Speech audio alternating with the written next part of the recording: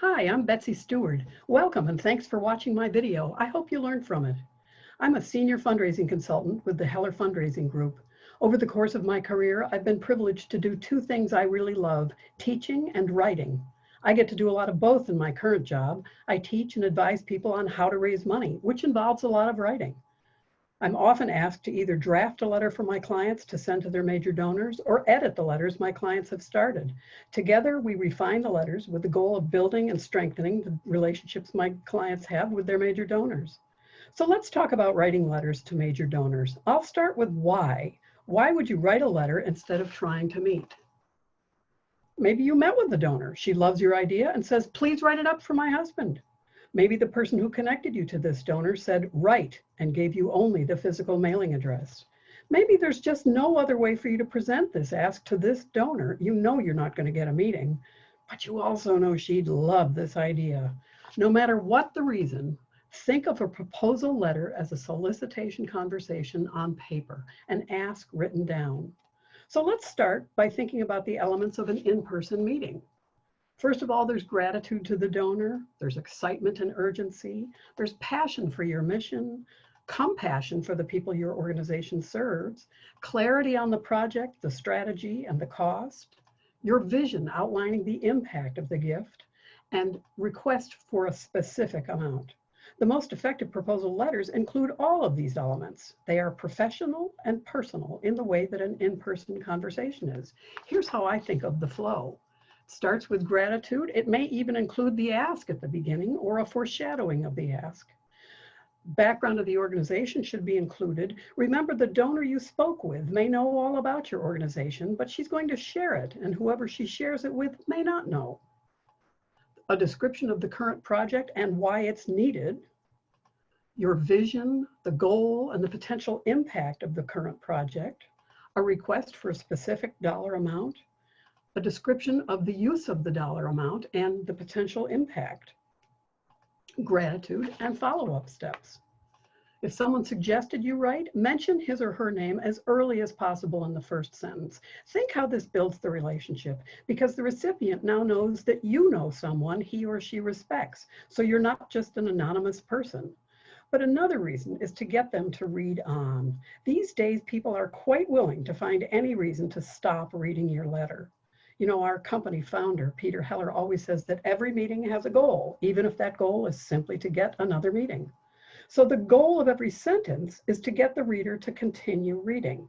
By mentioning the person who referred you early on, you've started with a hook that in many cases gets the reader to continue all the way through the letter. Your language must be businesslike, but it's best if it sounds like you.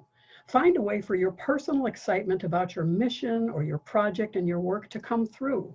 Just like you need to see the donor as a person, not a bank account. It's better for the relationship if they see you as a caring person too, not just an employee of your nonprofit.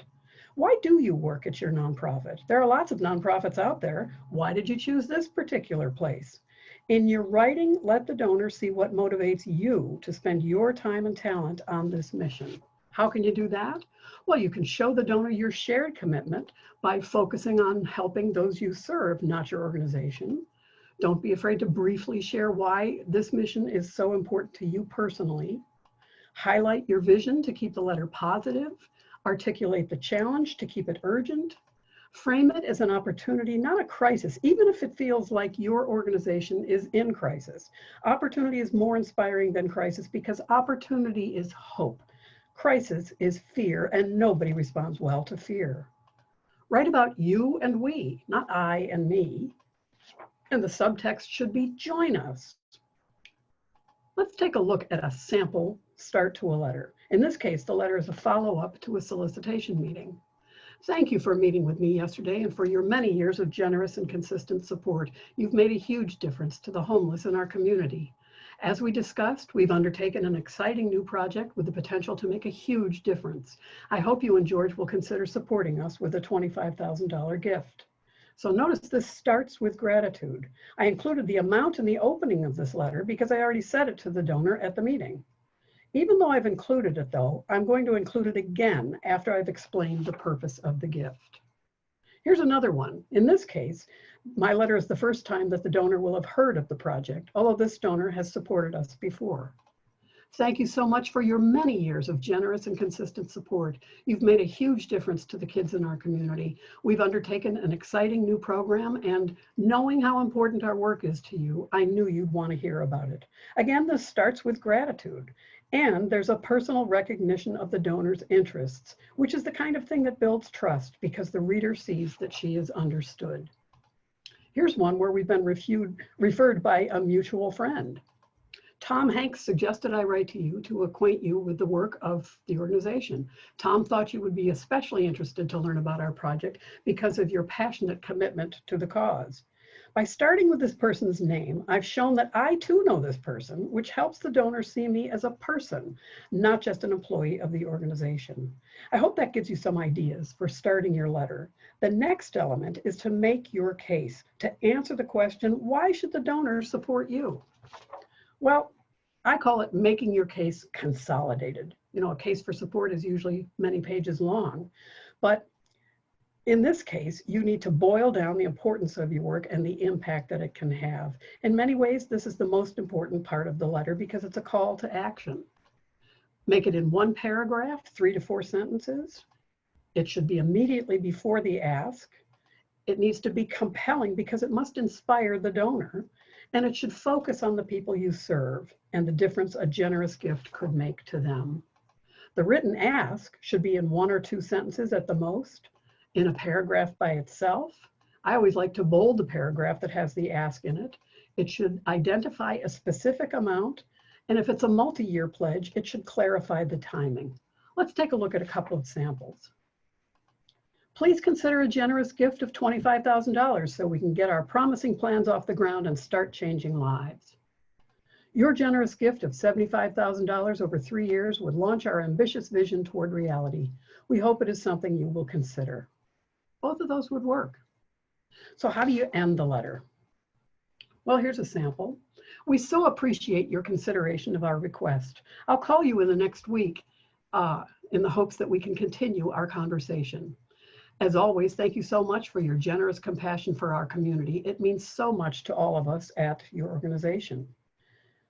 Most important is that I thank this donor for her compassion, not for her money.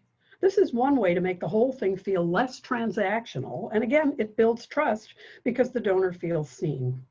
Another thing is that I've described my follow-up steps, and this is where your personal organizational skills are critical. If you said you'd call next week, you better call next week.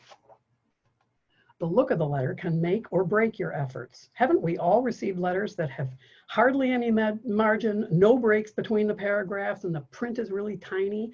I don't know about you, but those can go in my recycle bin. I think formatting can be the key to success or failure. If there's not enough white space, it doesn't inspire a person to read it. Here are some rules that I go by. Normal or wide margins, never narrow margins. Use a big font, at least 12 point, but I even make it 14 point because many major donors are older and they appreciate not having to squint. Limit paragraphs to 4 sentences and use 1.15 spacing instead of single. I don't know if you're familiar with this, but it just opens everything up ever so slightly so it's not so cramped and it just makes it easier to read. I really recommend it, and here's how you get to it in Word. On the Home tab, there's a tool for spacing, and if you click on it, the second choice is 1.15. That's what I recommend that you use. Of course, you have to select your whole document first and then put that on it. The grade level is best if it's low. You want them to read your letter and get what you're asking for with as little effort as possible. If you click at the beginning of your document and then run the spell checker, Word will show you the grade level. The newest version of Word has the spell checker tool under a new tool called the editor tool. I'm going to show you both tools, and here's the new one first. This is on the review tab in Word, and it's called editor. It's the very first tool there. And here's the old one. This is previous versions of Word, also on the review tab in the same position, ABC check document, it's the same thing. For both of them, when you run the spell checker, you're going to get this screen. You need to check anything that doesn't have a green check mark on the right. So for instance, in this case, I would have to check on spelling to look at my 4 spelling errors, hopefully correct them. And then on grammar to check my 3 grammatical errors, and I can either correct them or ignore them. And once I've done that, I'll get this screen. This is called the Fleisch-Kincaid grade level. It's the bottom of this screen. And right on this document, it says between 5th and 10th grade is the best level that you have. Why do we recommend such a low grade level? It's not that donors are any less intelligent than anyone else, but they're distracted. They have other things on their mind. Newspapers recommend low grade levels for the same reason. They just can't be sure people are entirely focused on the article they're reading, and they want readers to buy the paper again. If you want your donor to read your letter, make it as simple as possible, so if they're reading it while they're feeding the dog or making dinner, your message still gets through. Please proofread your letter and then get someone else to proofread your letter. I lost a potential client recently because I spelled their name wrong in our proposal. Oh my heavens.